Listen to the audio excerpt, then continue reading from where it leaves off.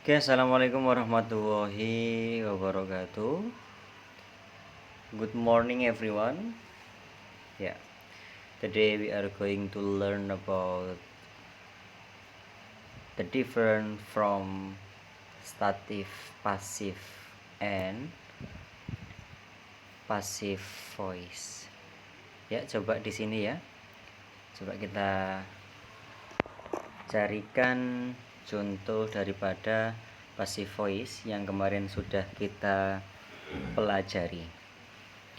Jadi di sini kebetulan kemarin kita sudah belajar ya terkait passive voice ya, dimana ketika posisinya itu sebagai subjek di kalimat aktif, maka ketika pasif dia berada di posisi objek. Sedangkan objek di kalimat aktif menjadi atau menduduki di posisi subjek pada kalimat pasif.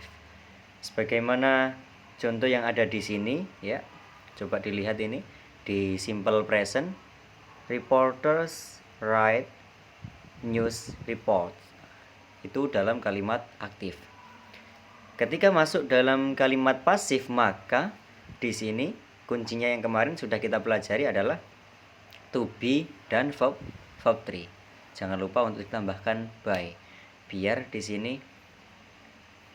kita bisa mengetahui posisi subjek yang kita maksud tadi. Karena di sini kita masih belajar awal masalah passive voice, maka semuanya kita tuliskan.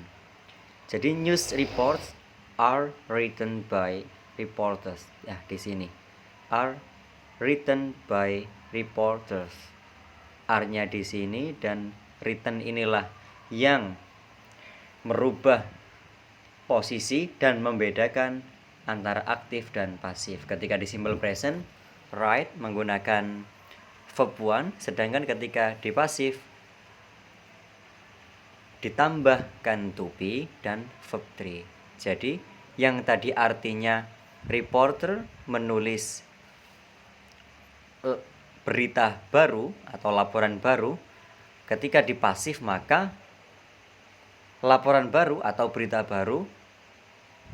berita-berita baru tadi ditulis oleh reporter. Jadi begitulah penjelasan passive voice. Sedikit mereview apa yang sudah saya jelaskan kemarin. Ya. Sekarang kita menuju ke statif pasif. Jadi di sini kita akan mengetahui perbedaannya masalah passive voice dan statif pasif. Oke, jadi tadi sudah saya persiapkan betul di sini ya. Jadi statif pasif di sini adalah kalimat yang berbentuk pasif tapi tidak bermakna seperti passive voice. Hanya saja statif pasif menggunakan kata kerja dalam suatu kalimatnya bentuk ketiga atau past participle. Coba di sini kita garis bawahi bentuk ketiga atau past participle. Yang dalam hal ini ya, dalam hal ini statif pasif mempunyai peran yang penting dalam penggunaan kalimat dan menyederhanakan kalimat yang panjang menjadi kalimat yang simple, namun tetap menjaga eksistensi meaning dari kalimat yang akan menjadi statif pasif. Coba kita langsung lihat contohnya. Oke. Ya, di sini I look the door. Di sini simple sentence-nya ya, atau apa itu namanya? Kalimat aktifnya. Sedangkan ketika dalam passive voice menjadi the door was locked by me. Ya.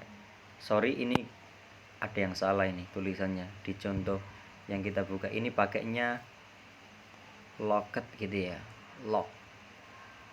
Ini tulisannya. The door was locked by me. Ini passive voice. Sedangkan di statif pasif ini bentuknya hampir sama namun tidak diikuti oleh by. Sehingga last time the door was locked. Barusan pintu telah terkunci. Jadi artinya akan sangat berbeda ketika dalam bentuk passive voice, maka pintu telah dikunci oleh saya. Kalau statif pasif, barusan pintu telah terkunci. Kita lihat contoh-contoh yang lain di sini. Ya.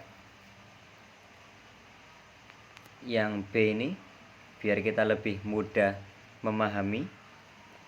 Adi tertarik dengan pemandangan Gunung Semeru. Jadi menggunakannya Adi is interested with the sight of Semeru Mountain. Di sini Adi is interested. Kalau ini sebagai pasif, statif pasif, Adi tertarik dengan pemandangan Gunung Semeru. Jadi ini bukan merupakan bentuk daripada passive voice. Kalau passive voice nanti artinya malah jadi konyol, sehingga artinya menjadi seperti ini. Adi is interested, Adi ditarik gitu. Jadi itu sangat benar-benar nggak cocok dengan arti yang dimaksud oleh statif pasif. Sehingga statif pasif di sini juga akan memudahkan kita ketika mau menggunakan kata-kata pasif yang tidak kalimat pasif tapi yang nggak bermakna pasif sendiri, itu yang diawali oleh di dan harus menyertakan by. Jadi di sini nggak bisa Adi is interested by gitu, nggak bisa. Itu nanti masuknya ke pelajaran passive voice. Oke, untuk pertemuan kali ini jadi kurang lebihnya itu dulu yang bisa saya sampaikan terkait perbedaannya passive voice dan statif pasif.